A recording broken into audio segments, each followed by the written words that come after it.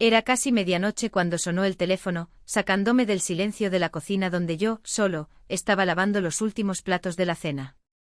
El número desconocido en la pantalla hizo que mi corazón se hundiera incluso antes de responder. Una voz frágil y temblorosa susurró desde el otro lado: «Abuela, tengo mucha hambre». Era Levi, mi nieto de 7 años, hablando en voz baja, como si tuviera miedo de que lo escucharan. «Me encerró aquí. Mami no se despierta». Se oyó un portazo, un motor arrancando y la conexión se cortó. Durante 6 meses no vi a Levi.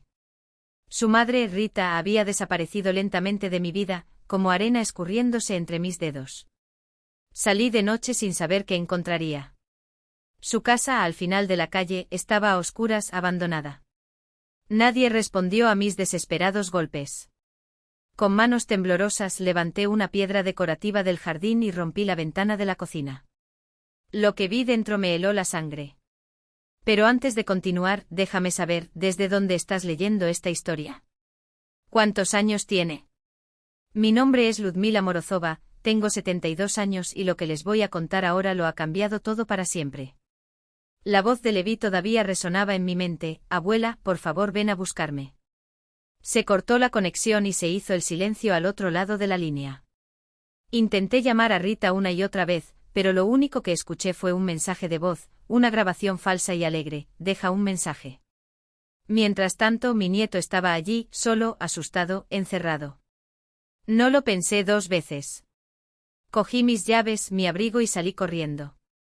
45 minutos conduciendo en la oscuridad, mientras el teléfono seguía marcando sin respuesta. Cada curva del camino me transportaba al pasado: mi hijo Dani, muerto en un accidente hace 4 años, mi marido, que no pudo resistir el dolor y se fue poco después. Rita y yo nos apoyamos por un tiempo, hasta que un hombre llegó a su vida. Oleg, educado, bien vestido, promete un futuro mejor. Ella sonrió al hablar de él. Pero las visitas se volvieron raras y las llamadas telefónicas escasearon.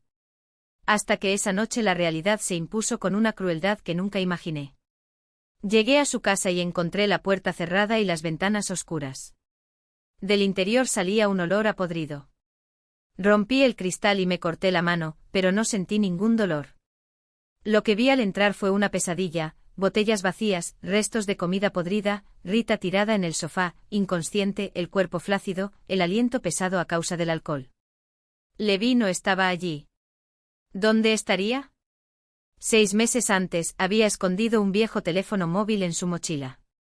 «Si es necesario, llama a la abuela», dijo mirando los ojos asustados de aquel niño que ya no sonreía. Esa noche usó el teléfono por primera vez. Y no llegué a tiempo. El sonido era débil, pero estaba ahí. Y entonces lo oí, un grito ahogado, procedente de arriba, agudo como el chirrido de un cachorro herido. Subí las escaleras de 2 en 2, olvidando el dolor en mi mano abierta, la sangre corriendo entre mis dedos y manchando las gastadas barandillas de madera. 3 puertas en el pasillo oscuro. 2 abiertas como bocas bostezando. El tercero cerrado. De ahí venía el sonido. Una cerradura nueva y brillante, de esas que se usan en los almacenes abandonados, cortó la puerta por la mitad. Me temblaban tanto las manos que me tomó 2 intentos agarrar el hierro frío. La sangre se pegó al metal, dejando marcas oscuras cuando forcé el mecanismo con un tirón brusco.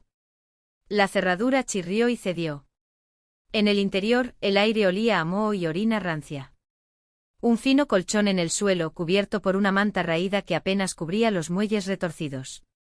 Una cómoda con los cajones entreabiertos y medio vacíos. Las ventanas pintadas de blanco por dentro, selladas con una gruesa capa de pintura, como si alguien quisiera borrar incluso el recuerdo de la luz. Y en medio de ese cubículo asfixiante, le vi. Levantó la vista cuando entré. Demasiados ojos para ese rostro afilado por el hambre, con los pómulos sobresaliendo como cuchillas bajo la piel gris. Su cabello, graso y enredado, caía sobre su frente en mechones despeinados. La blusa del pijama, demasiado pequeña, dejaba sus delgadas muñecas expuestas y los pantalones le subían por encima de los huesudos tobillos. Entre sus dedos aplastaba una gorra azul descolorida y desgastada, con letras del equipo de fútbol que él mismo debió haber tachado con un bolígrafo, durante interminables noches de soledad. «Abuela, viniste», susurró, su voz era un hilo de aire. Me arrodillé a su lado y él se arrojó sobre mí como un pájaro herido. Podía sentir cada costilla a través de su camisa, todo su cuerpo temblando en pequeños espasmos, como si el miedo todavía corriera por sus venas.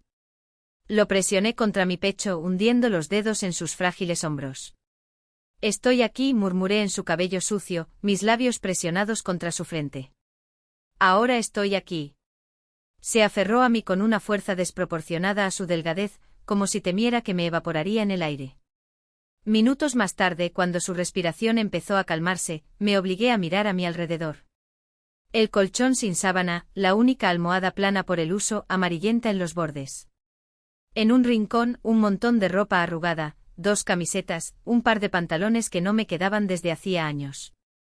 A su lado, envoltorios de galletas vacíos, arrugados como si hubieran sido estrujados por manos desesperadas.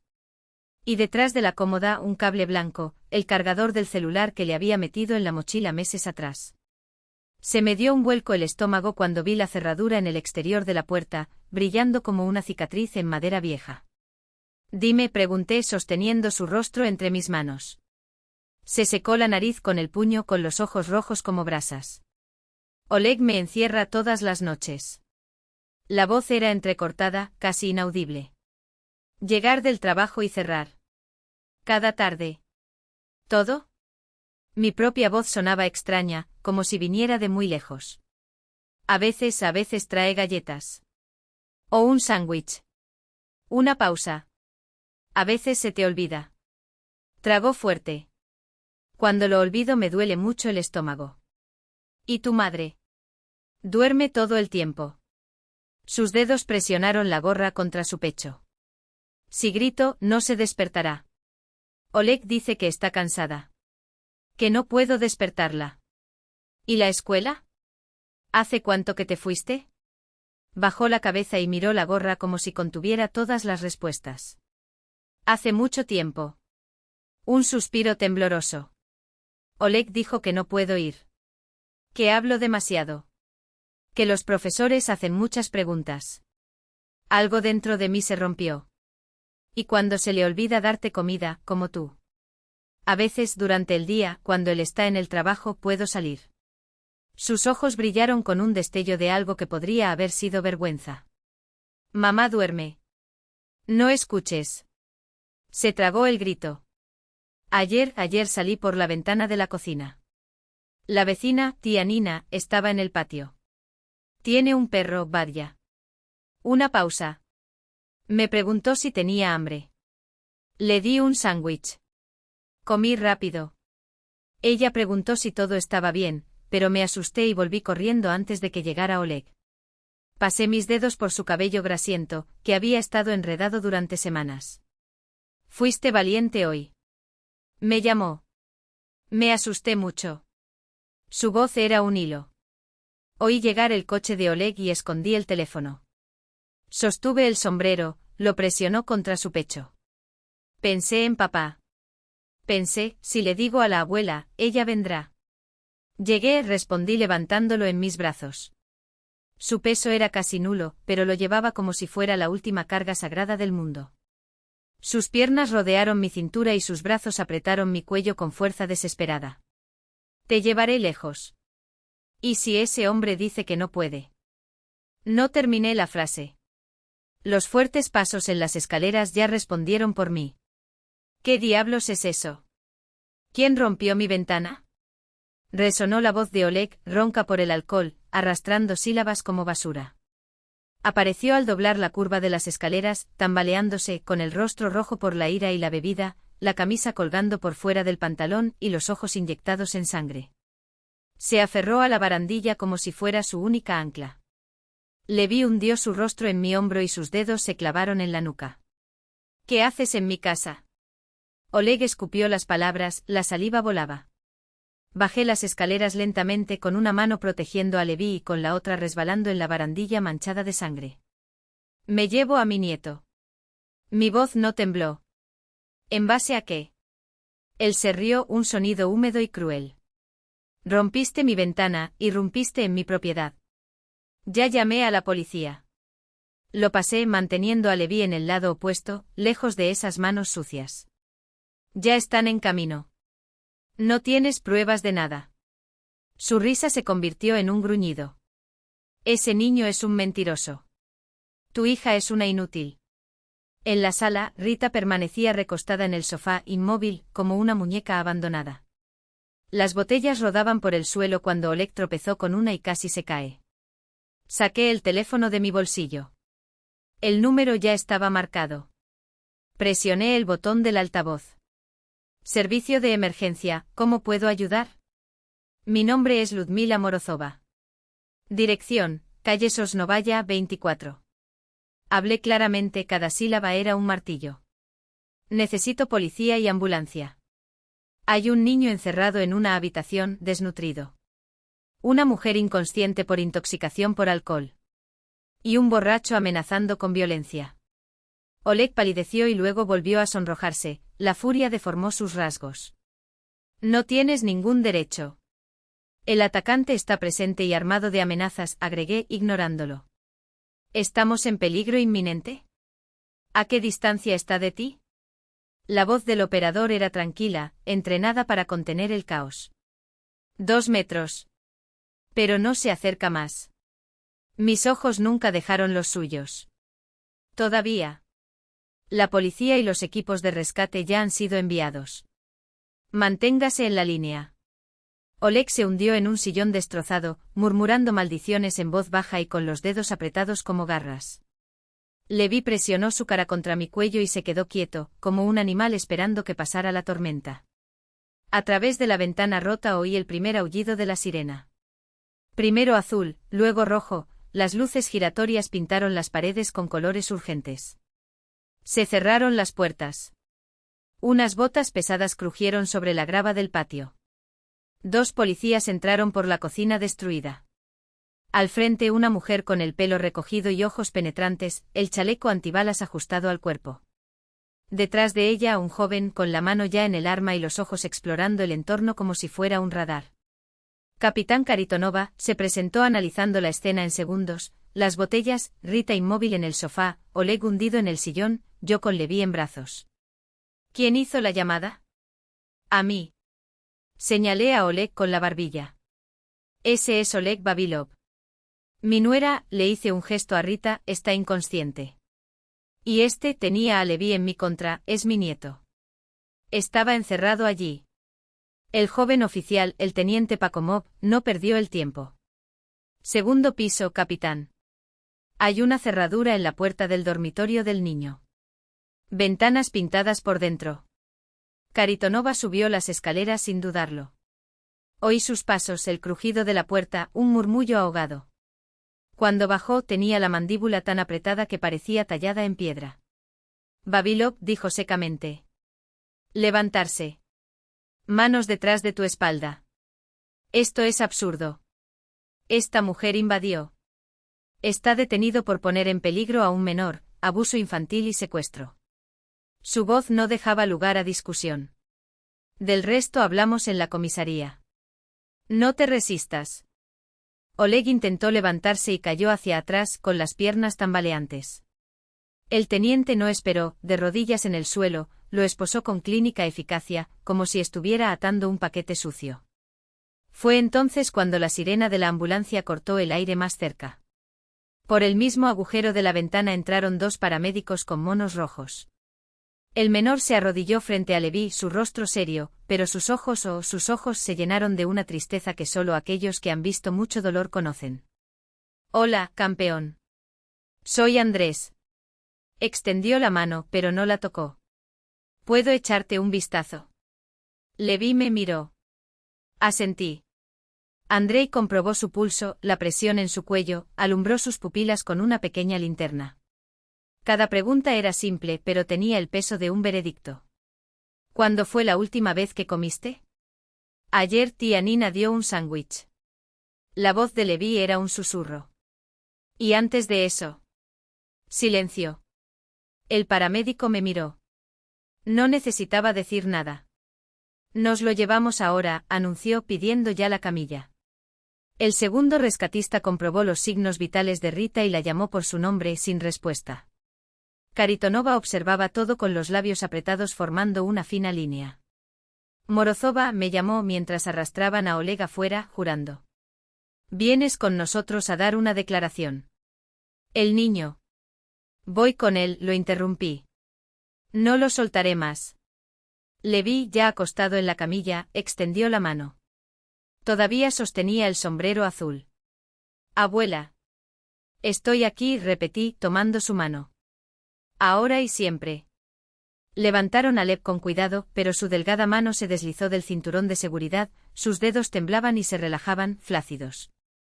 La capitana Karitonova volvió hacia mí, en voz baja pero firme. «Vendrás conmigo a urgencias. Allí le tomaré declaración y me pondré en contacto con la asistencia social con medidas de emergencia». Su mirada era directa, sin dudarlo. «Hiciste bien, Morozova». Asentí, aunque por dentro todo temblaba. Dentro de la ambulancia, la luz era demasiado blanca, nítida como la de un centro quirúrgico. Andrei ajustó el brazalete en el brazo esquelético de Lev, el dispositivo mostró números que no quería leer. Dijo algo, pero lo único que escuchó fue el sonido del agua, dulce, enfermizo, como si se le revolviera el estómago. Mis manos, sin embargo, no soltaban las de Lev. Sentí cada respiración que tomaba, como si mi propio aire dependiera de esos frágiles suspiros. «Abuela», sus ojos se elevaron hacia los míos, llenos de una pregunta que no necesitaba ser dicha. «¿Volvemos contigo más tarde?» «Sí». «¿Puedo quedarme contigo?» «¿En verdad?» «Sí», respondí presionando sus dedos contra mi pecho. «Yo nunca te dejaré marchar». Se apoyó contra mí y cerró los ojos. Afuera, las luces de la ambulancia atravesaron la noche y la casa de la Rua dos Pinheiros se alejó como una pesadilla que aún no había terminado. Cuando se abrieron las puertas de urgencias ya nos estaban esperando, una camilla, una enfermera con un moño impecable, un médico joven con profundas ojeras y manos que sabían exactamente qué hacer. Llevaron a Lev a un cubículo y yo lo seguí sin soltar su mano ni un segundo. Todavía no sabía que en unos minutos escucharía un número que nunca olvidaría. Un número que pondría nuestras vidas patas arriba. Dentro de la caja, la doctora Nikiforova se presentó con voz tranquila, examinó a Lev con precisión quirúrgica. Lo puso en la balanza. Los números clicados en la pantalla, secos como un veredicto. ¿7 años? Confirmó mirando desde la tabla de crecimiento en la pared hasta el cuerpo marchito de Lev. Sí. Peso, 17 kilos aproximadamente. Para su edad, debería tener entre 22 y 25 años. Sus dedos presionaron suavemente su vientre, Lev se retorció. Dolor a la palpación. Y aquí se levantó la camisa, dejando al descubierto manchas oscuras en su piel, de distintos tonos, de distintas épocas. Contusiones. Esto no sucedió de la noche a la mañana. Lev apretó mi mano con fuerza, sus nudillos estaban blancos. Asentí al médico, continúa. Escuchó su pecho, miró su garganta y le iluminó los ojos con una linterna. Luego, sin rodeos. Necesita hospitalización durante la noche. Suero, exámenes. Sus ojos se encontraron con los míos, firmes. Y estoy obligado a avisar a la asistencia social. Haz lo que sea necesario. ¿La abuela no se va? Preguntó Lev con voz ronca. Estoy aquí. Mi voz no flaqueó. No dejaré la puerta de tu habitación. Me llamaron al pasillo por un momento. La doctora se apoyó contra la pared, con la tableta presionada contra su pecho. Seré honesto, agotamiento, deshidratación, signos de negligencia prolongada. Todo quedará documentado. Gracias, dijo a pesar de que las palabras dolían como cuchillos. Hazlo ahora. Fue entonces cuando oí los pasos de Karitonova sobre el linóleo, incluso antes de verla. Trabajos, protocolos, preguntas breves y objetivas. Formalizo el traslado de emergencia a su custodia, con autorización de asistencia. Sus ojos se deslizaron hacia el cubículo, donde una enfermera estaba insertando la aguja en el brazo de Lev. Hoy se queda contigo. Mientras tanto, llamo a asistencia y envío los informes. Media hora después entró en el pasillo una mujer con traje gris y un grueso maletín, Corina Yudina, especialista en protección infantil.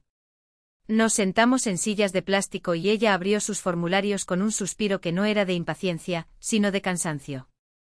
¿Dónde encontraron al niño? Comenzó con el bolígrafo flotando sobre el papel. ¿Condiciones del sitio? ¿Había señales antes? ¿Por qué no lo informaron antes? La última pregunta fue un puñetazo en el estómago. Me tragué las lágrimas. Llamé. Pide ayuda. Se me quebró la voz, pero continué. Se fueron, me cortaron. No sabía que era tan malo. Hoy fue Leb quien llamó. Ella lo anotó y asintió. El parte médico llegaría por la mañana. La policía ya había enviado los primeros registros. En base a esto formalizo la custodia temporal. Se va con usted después del alta. Cerró la carpeta. En 2 semanas, audiencia preliminar. Necesitará un abogado. Lo haré, respondí, aunque no sabía cómo. Mientras tanto, Rita fue trasladada a otro pasillo, acostada en una camilla, con los ojos cerrados y el rostro gris. Pasé por allí sin sentir nada, como si mis nervios se hubieran quemado, dejando solo cenizas. Al amanecer, cuando las puertas de cristal se abrieron y la fría luz del día invadió el vestíbulo, Leb fue dado de alta, observación estricta, dieta, control de peso, lista de citas y la gruesa firma del médico en el historial. Lo acomodé en el viejo asiento elevado que había tenido en el sótano durante años y se quedó dormido incluso antes de que saliéramos del estacionamiento. La casa ribereña nos recibió en silencio.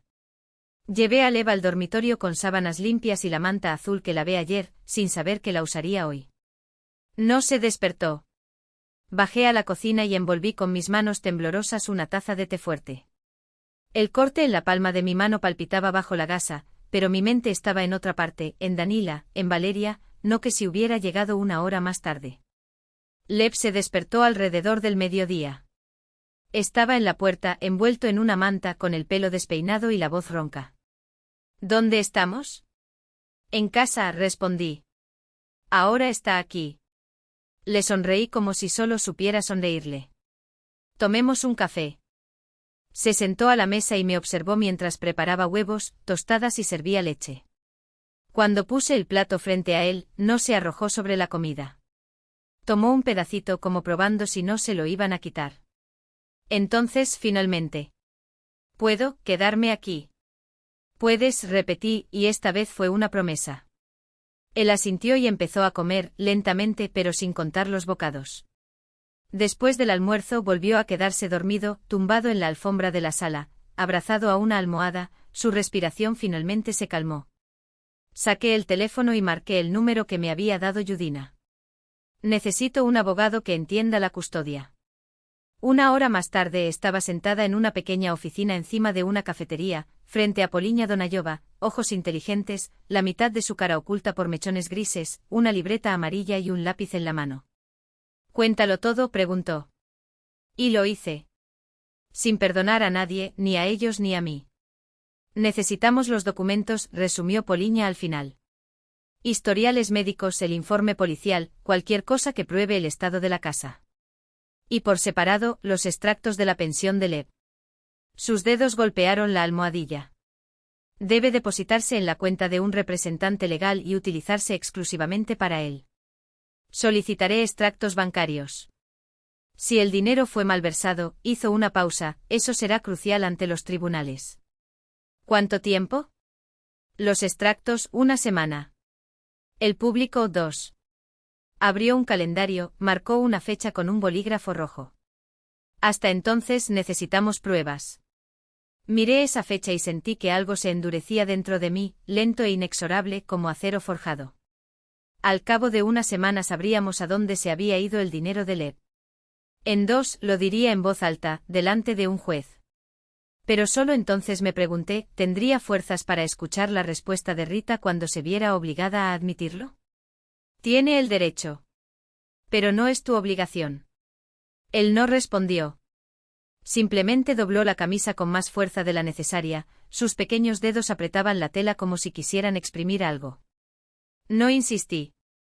Algunas cosas no se resuelven con palabras, solo con el tiempo y con el peso silencioso de una vida que, poco a poco, dejó de ser un campo minado. Esa noche, mientras él dormía, fui a la cocina y abrí la carpeta azul que contenía todos los documentos del proceso.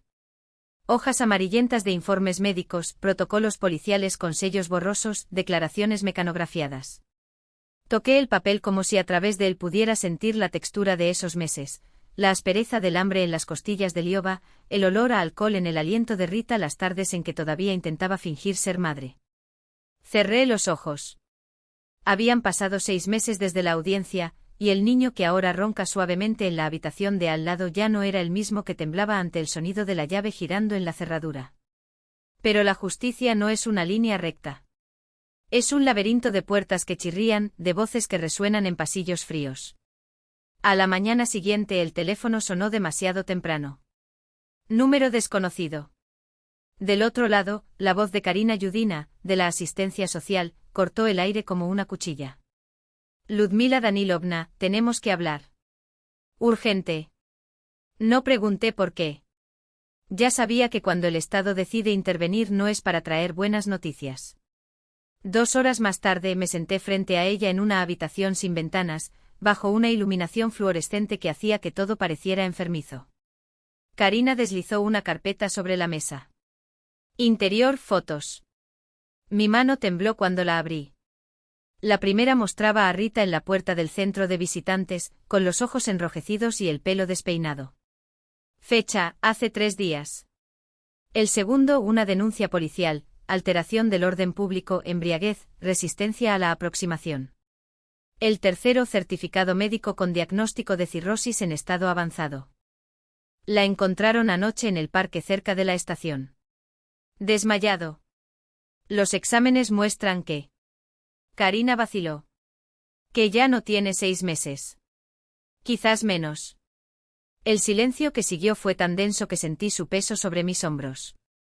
Rita. Mi hija.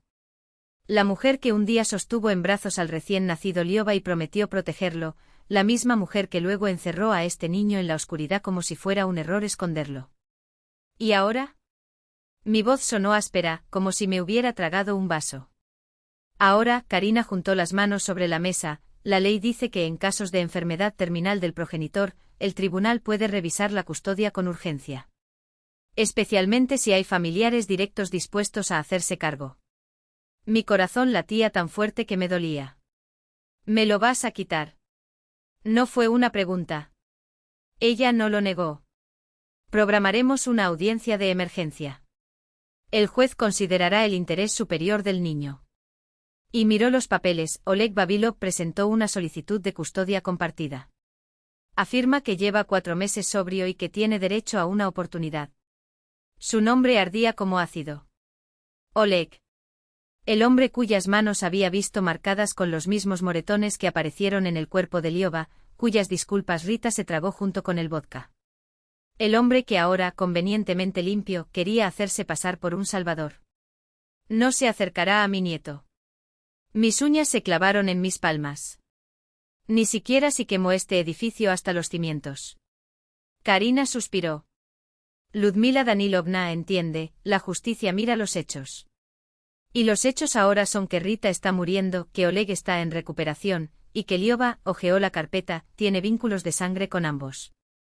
Lazos que técnicamente son más fuertes que los tuyos. Técnicamente. Una palabra que redujo el amor a la burocracia, que transformó años de noches de insomnio, de sopas cocinadas a la fuerza, de pesadillas calmadas en un mero detalle procesal. ¿Cuándo es la audiencia? Pregunté ya calculando cuánto tiempo tendría para construir un muro infranqueable. Jueves. Miró el reloj. 3 días. 3 días para demostrar que sangre no es sinónimo de seguridad. Que un certificado de nacimiento no borra las cicatrices. Que yo, una anciana con las manos callosas por las peleas, era más madre para ese niño que todo el ADN del mundo. Salí del edificio de asistencia social con el sol brillando en mis ojos, pero lo único que vi fue la sombra de Liova, de 7 años, apoyada contra la pared del pasillo del tribunal, con las rodillas temblando dentro de sus pantalones demasiado grandes. Él me miró en ese entonces y susurró, ¿y si me aceptan de regreso? Había mentido. Nadie te aceptará.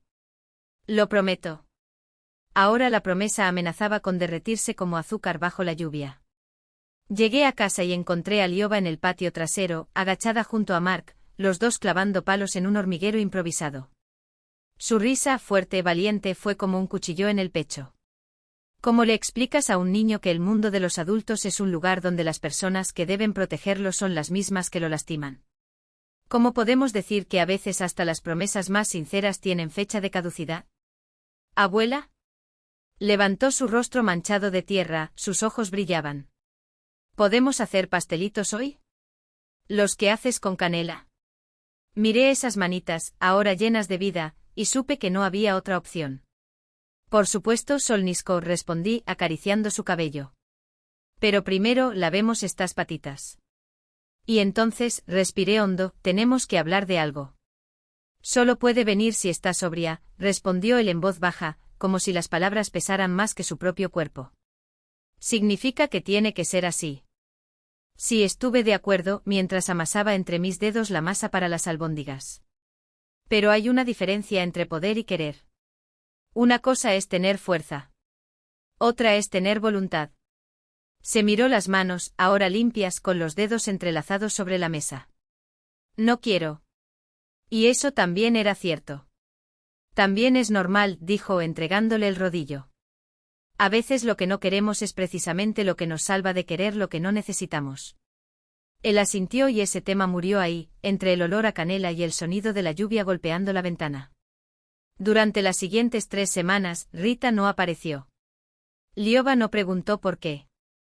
Los domingos hacíamos blinis, llevábamos migajas a las palomas del parque y el invierno llegó de repente, como un huésped no invitado que llega sin previo aviso. En diciembre la nieve en Tarcana era tan espesa que las ramas del árbol del patio se doblaban como espaldas cansadas. Liova se rió cuando los copos se deslizaron por mi bufanda y yo fingí quejarme, pero conservé ese sonido, su risa limpia y sin sombras, como si fuera una moneda rara. En marzo, una semana antes de la audiencia final, llamó Poliña Dunaeva. Conseguimos un abogado de verdad, dijo con una urgencia que no dejaba lugar a dudas. Alguien de la familia de Oleg consiguió el dinero. Prepararse. Atacarán tu edad. Tengo 72 años, respondí, mirando por la ventana el lento deshielo del mundo exterior. Así que lo que. Poliña no tuvo tiempo para la autocompasión. Estás sano. Es estable. Hay gente alrededor que no dejaría que le pasara nada. Y sobre todo, este chico florece a tu lado. No lo dejaste morir de hambre. Fui a mi terapeuta al día siguiente. Pruebas completas, presión arterial, colesterol, ecocardiograma. Para su edad, su corazón está excelente, escribió el médico en el informe. ¿Contraindicaciones para cuidar a un niño? Ninguno. Condición satisfactoria. Poliña solicitó una inspección de asistencia social. Apareció una mujer de traje gris con una carpeta, comprobó las rejas de las ventanas, las cerraduras de los cajones de las medicinas y los extintores de la cocina. Él se sentó a la mesa con Liova mientras él sacaba un cohete, y yo me quedé junto a la puerta, contando los latidos de mi propio corazón. Cuando se fue simplemente dijo, el informe saldrá en una semana. Una semana después, el periódico llegó a nuestras manos. Entorno adecuado. Niño bien cuidado. Abuela capaz y atenta. Poliña hojeó las páginas con una sonrisa seca. No pueden atraparte, murmuró. Pero lo intentarán. Abracé a mi nieto. En la cocina colgamos 2 calendarios. Uno con estrellas doradas que marcan los días sin pesadillas. El otro con líneas negras contando los días hasta el juicio. Cada noche Liova tachaba uno más. Hasta que el día anterior sonó el teléfono. Número desconocido. La voz de Rita, áspera, cautelosa. Ludmila, yo quiero intentar arreglar las cosas. Hablaré en el tribunal. Que eres una buena abuela. El silencio entre sus palabras fue tan fuerte que dolió. Ven, dijo. Y di la verdad. El resto no depende de mí. A la mañana siguiente comimos gachas. Ajusté el cuello de la camisa de Liova mientras él se retorcía impaciente. La doctora Safónova nos esperaba en el pasillo del foro y lo llevó a la sala de testigos. Juguemos con los cubos, dijo, luego vuelves con la abuela. Me quedé con Poliña. El pasillo bullía como la sala de espera de un hospital después del almuerzo, puertas chirriantes, pasos apresurados, crujidos de papeles. Recuerda, susurró Poliña, cuando hablan de tu futuro 80 años, respondes con hoy. Pide una hora. Los jueces ven los hechos. Entremos en la habitación. Rita estaba sentada junto a Oleg y un hombre con un traje caro que olía a colonia y promesas vacías. Ella con un maquillaje impecable, las manos cruzadas sobre el bolso. Oleg bien atado, mirando al suelo como si allí estuviera escrito su veredicto. Nuestros ojos se encontraron. Aparté la cara. Un segundo de quietud. Entonces la jueza Pavlova entró por la puerta lateral. Todos se pusieron de pie. Se sentó, abrió su carpeta, se ajustó las gafas con un gesto seco y comenzó. Asunto: determinación permanente del domicilio de Lev Morozov. Demandantes: Ludmila Danilovna Morozova, por custodia permanente. Cerró la carpeta, miró hacia arriba. ¿Están listas las piezas? Listo, señoría, respondió Poliña. Y supe en ese momento que comenzaría el interrogatorio sobre mi edad, sobre todo lo que habíamos construido o reconstruido en 6 meses. La juez Pavlova levantó la cabeza. La habitación pareció contener la respiración. Empezaremos por el solicitante, dijo. ¿Qué ha cambiado en estos 6 meses? Poliña Dunaeva fue directa: recuperación de peso, matrícula escolar, sesiones de terapia, informes de asistencia social, informe de inspección de la vivienda. Entonces fue mi turno. Me acerqué a la mesa, apoyando mis manos en el borde para que no temblaran. Díganos cómo vive el niño, preguntó el juez. Come a la hora adecuada, respondí. Duerme casi sin pesadillas. En la escuela tiene amigos. Léelo en voz alta. Vayamos al psicólogo. Dudé. Él se ríe. A veces. El abogado de Rita se levantó suavemente. Señora Morozova, ¿cuántos años tiene? 72. Cuando el chico cumpla 18 años, tú tendrás más de 80. ¿Estás seguro de que puedes manejar a un adolescente? Ahora puedo tratar con él, respondí. En ese momento encontraré una manera. Miré al juez. Tengo vecinos. Tengo un amigo que es médico. Y sobre todo, está a salvo conmigo. ¿Qué pasa si te enfermas? Insistió el hombre. Poliña se levantó. Objeción, señoría. Especulación. Acepto la objeción, dijo el juez. Pero la respuesta fue suficiente. Llamaron a la doctora Nikifrova. Con calma metodista extendió sobre la mesa historias clínicas, gráficos y fotografías. Primer día en el refugio, explicó señalando las imágenes: hematomas de distintas edades, costillas salientes. Al ingreso, deshidratación severa, desnutrición. Para un niño de 7 años, peso peligroso. Hizo una pausa. En mi valoración la negligencia no fue puntual. Duró meses. El juez miró las fotografías durante mucho tiempo. Luego los cubrió con la pasta. Llamaron a Rita. Maquillaje intacto, dedos entrelazados. ¿Qué pasó?, preguntó su abogado con una voz que intentaba ser amable. Estaba enferma, respondió ella. Tomé medicina. Durmió. Oleg estaba trabajando. Me desperté y Liova ya no estaba. Poliña se levantó. Aquí está el informe del hospital. Intoxicación por alcohol. Nivel de alcohol en sangre peligrosamente alto. Se volvió hacia Rita. Esa medicina era vodka, ¿no? Rita se sonrojó. Bebí. Pero fue sin querer. Exageré. Y la cerradura rota de su habitación. La ventana pintada. Continuó Poliña, implacable. ¿También fue involuntario? Era Oleg. No lo sabía. En 6 meses asistió a 4 de las 26 visitas supervisadas. La mayoría estuvo ausente o apareció borracha. Poliña bajó la voz. ¿Amas a tu hijo? Me encanta, susurró Rita. ¿Por qué no le diste de comer? Entonces vinieron las lágrimas. El abogado pidió un descanso. El juez concedió 10 minutos. Cuando regresamos, Oleg Vavilov estaba sentado con la barbilla apoyada en la palma de la mano. ¿Cómo criaste al niño?, preguntó el abogado de Rita. Con disciplina, respondió secamente. Necesitaba límites. Rígido. Lo encerré para que no se escapara, añadió Poliña mostrando extractos. Con la pensión de invalidez de tu hijo muerto pagaste tu camioneta, apuestas en salas de bingo y botellas de vodka. Él lo miró. ¿Es esto también creación? Teníamos gastos, respondió Oleg sonrojándose. Y todavía tienes una orden judicial que prohíbe el contacto con el niño, recordó Poliña. Fue convocado, pero ni siquiera pudo acercarse a él. Oleg torció la boca. Él no respondió. El juez pidió a todos que se sentaran. El silencio se hizo tan denso que se podía oír la pluma de la secretaria arañando el papel. Después de escuchar a las partes y analizar los documentos, anunció el juez Pavlova, el tribunal constata que en 6 meses el niño se recuperó. Recibe alimentación adecuada, tratamiento médico y asiste a la escuela. Hizo una pausa. Por otro lado, existe un prolongado historial de abandono comprobado por informes médicos, policiales y de asistencia social, además del desvío de recursos que debieron ser destinados al niño. Sus ojos se encontraron con los míos por encima de las lentes. Los argumentos sobre la edad del solicitante no son sostenibles cuando lo que está en juego es la seguridad y la estabilidad. Se quitó las gafas. El tribunal ordena que Lev Morozov permanezca bajo la custodia permanente de su abuela, Ludmila Danilovna Morozova. Rita podría, tras un año de rehabilitación en una clínica y sobriedad comprobada, solicitar visitas supervisadas.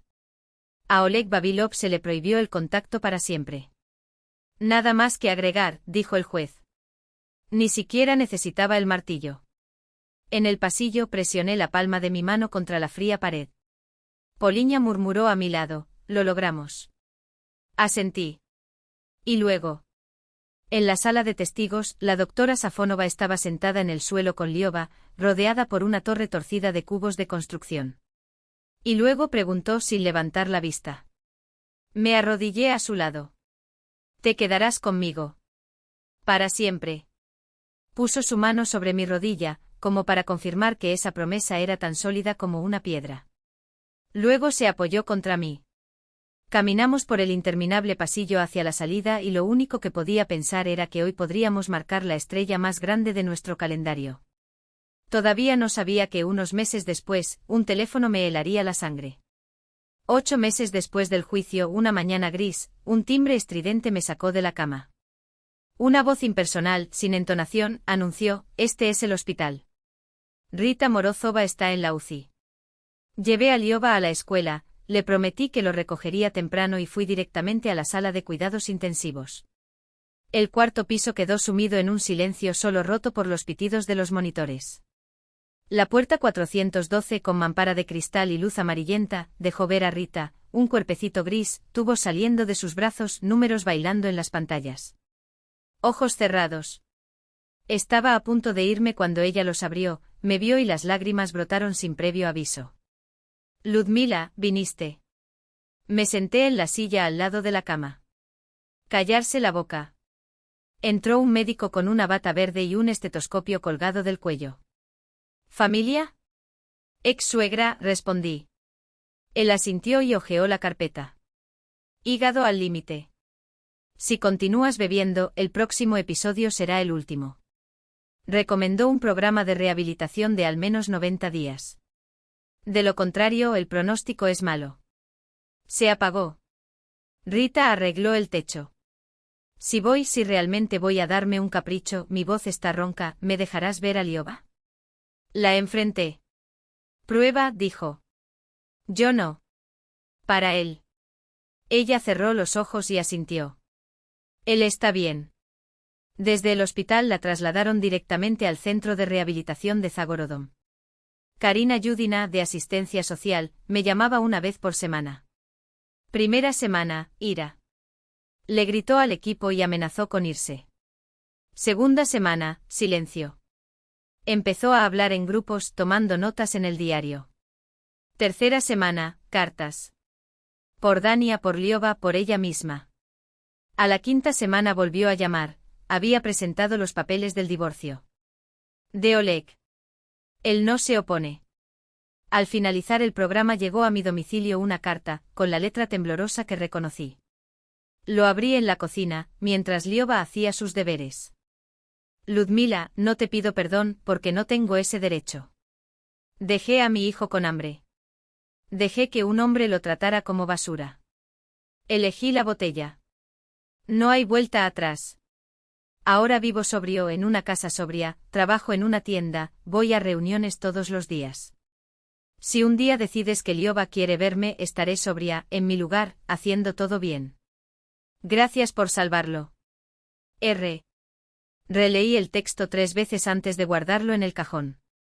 Pasaron los meses. Asistencia social llamada una vez al mes, cumplir con el horario. Mantiene la remisión. Consiguió un trabajo como asistente administrativa. Continuar en grupos. Observé a Liova desde la ventana, patear la pelota contra la pared del garaje, y pensé en todo lo que ya llevábamos a cuestas. Hasta que un sábado por la mañana marqué el número de Karina. Una cita, dijo. Supervisado. Veamos cómo reacciona. Yo organizo todo, respondió. Se lo dije a Liova durante el desayuno. Ya tenía 10 años, era alto para su edad, pero todavía tenía los hombros estrechos de un niño. Tu madre quiere verte, dijo. Ha estado sobria durante más de un año. Estaba de pie con la cuchara sobre el plato de cereal. ¿Tengo que irme? No. Solo si quieres. Me quedaré aquí si lo prefieres. ¿Es este mi lugar? Siempre. Le estreché la mano. Esto no se discute. Removió la leche en silencio con los dedos blancos alrededor de la cuchara. Y si ella realmente es diferente, entonces yo decido si eso importa. El miércoles entramos al centro de reuniones. Una habitación pequeña, mesa, 4 sillas, una caja de juguetes contra la pared, oliendo a polvo. Junto a la puerta, un técnico con una tablet. Vi a Rita a través del cristal, llegar 10 minutos antes, caminar arriba y abajo por el estacionamiento, en jeans y un suéter, limpia, serena, pero con los dedos temblorosos. Cuando entramos, ella se puso de pie y se tapó la boca con las manos. Hola, Lyobushka, susurró. Se paró junto a la puerta y luego se sentó enfrente. Rita también se sentó. El técnico tomó nota y se retiró a la pared. El silencio se extendió como goma. ¿Cómo es la escuela?, preguntó Rita con cautela. Normal. ¿Cuál es tu materia favorita? Estudio del medio ambiente. ¿Tienes amigos? Marca. Ella asintió y se agarró la muñeca. Lo siento mucho. Sé que no cambia nada, pero tenía que decirlo. Liova rascó con la uña el plástico de la mesa. ¿Lees?, preguntó después de una pausa. Traje un libro de dinosaurios para hoy. ¿Quieres ver? Me miró. Saludé. Cogió el libro. Lo hojearon juntos, ella preguntó por el Triceratops, él respondió con monosílabos, sin sonreír. El tiempo se acabó como un chicle. Se acabó, anunció la técnica. Liova se levantó inmediatamente. Rita también se levantó agarrándose del respaldo de la silla. ¿Puedo verte de nuevo? Me miró. Si quieres, dije. Él hizo un pequeño gesto con la mano en su dirección. En el coche de camino a casa, miró por la ventana. ¿Estás bien? Sí. Pausa. Ella se ve diferente. Parece. Seguirá así. Agarré el volante con más fuerza, con los ojos fijos en el camino que nos llevaba a la casa junto al río. No lo sé, respondí honestamente. En la siguiente cita, la doctora Safonova preguntó cómo estuvo. Qué extraño, dijo Liova. Ella me escuchó. Antes no escuchaba. No hace falta que le creas ahora, asintió el médico. Puedes simplemente mirar. Y dino cuando quieras. Las reuniones pasaron a ser mensuales. Rita no pidió abrazos, no suplicó. Trajo lápices de colores, un cuaderno, una historia divertida sobre la tienda donde trabajaba, un cliente que siempre compraba 12 artículos, ni uno más ni uno menos. En la sexta visita, Liova se rió brevemente como si el sonido se le hubiera escapado sin permiso. Vi que el rostro de Rita cambiaba, como si algo dentro de ella finalmente comenzara a derretirse. Un año después, Karina Yudina llamó, recomiendo aumentarlo a 2 veces al mes. La evolución es positiva. Estuve de acuerdo. Una semana después llegó una tarjeta, gracias Ludmila. 3 palabras y un punto. En 6 meses, escribió Rita, podremos tomar un café. En terreno neutral. Nos reunimos en un pequeño café del parque. Sostuvo la taza con ambas manos. Gracias, dijo. Por no cerrarle la puerta a Liova. Hice lo que era necesario. ¿Podrás algún día perdonarme? Realmente la miré. Estaba más llena, con un peso saludable, sus ojos estaban claros aunque cansados, sin las profundas ojeras de antes. No lo sé, respondí. Pero veo que lo estás intentando. Eso cuenta. Ella asintió y se secó una lágrima. Salimos a la calle. El aire olía a hierba fresca. Caminé a casa pensando que los cimientos nuevos se construyen lentamente, pero a veces duran más que los antiguos. A la mañana siguiente, durante el desayuno, Liova, ya con la mochila a la espalda, miró el cuenco. ¿Puede venir mamá a mi cumpleaños? No en el centro. En casa. ¿En serio? Mi cuchara flotaba sobre la taza. Me di cuenta de que ya no se trataba de mí. Eran suyos, su elección, sus límites. ¿Estás seguro?, preguntó. Él asintió. Y en ese momento mi cabeza se llenó de listas, invitaciones, pastel, cómo explicarle a los vecinos, qué reglas establecer, qué hacer si se desequilibraba. Respiré hondo y tomé un sorbo de té. Así que definamos las reglas, dijo. Y lo invitamos. Todavía no sabía que el día que Rita entró por mi puerta, alguien tocaría por segunda vez y que en el porche aparecería la última persona que queríamos ver. El día del aniversario, Lev y yo acordamos las reglas con la precisión de un contrato, un máximo de 1 hora, nada de abrazos sin su consentimiento, nada de promesas vacías como las anteriores. Si algo se ponía tenso, hacíamos una pausa, él salía al porche a respirar y yo fingía no verlo. Lo preparé todo como si fuera un examen, el bizcocho de galleta en el horno, el zumo frío en la nevera, las velas en la mesa colocadas en línea recta. Los platos alineados y las servilletas dobladas formando triángulos perfectos. Cuando el timbre sonó prematuramente, mi cuerpo reaccionó antes de que mi mente entendiera, un sobresalto antiguo, un recuerdo muscular de miedo. Era Mark con su madre, llevando una caja de juguetes de construcción. No nos quedamos solo para ayudar a poner la mesa, dijeron con un gesto de la mano. Es curioso cómo fueron esos momentos. Lo que me asustó no fue la gente, sino la posibilidad de que me asustaran nuevamente. Significa que todavía estoy vivo, pensé. Y luego llegó ella. Rita apareció sin demora, con jeans limpios y suéter, el cabello recogido con una disciplina que no era rigidez, sino cuidado. En sus manos, un largo paquete de papel azul. Cruzó el umbral como quien pisa una fina capa de hielo, lentamente calculando el peso sin mirarme. Felicitaciones, murmuró. ¿Puedo? Lev asintió. Me alejé para dar espacio. Afuera, entre las banderas de papel que colgaban de las ramas, la fiesta cobró vida propia. 6 escolares corriendo entre el manzano y la valla, con la tarta con crema azul untada en los labios de todos, para recordar, como hacíamos cuando éramos pequeños. Lev abrió sus regalos en el mostrador cerca de la puerta, libros, una pelota, un kit de dibujo técnico. Hasta que le llegó el turno al paquete azul. Esto es para ti, dijo Rita. Un guante de béisbol y una gorra. Aquí no jugamos a eso, señaló. Ella sonrió brevemente como disculpándose sin decir, es de hockey. De mi padre. Casi igual al que usaba en la escuela. Lev me miró. Asentí casi imperceptiblemente. Gracias, dijo. Y ese gracias sonó exacto, sin forzar, sin piedad.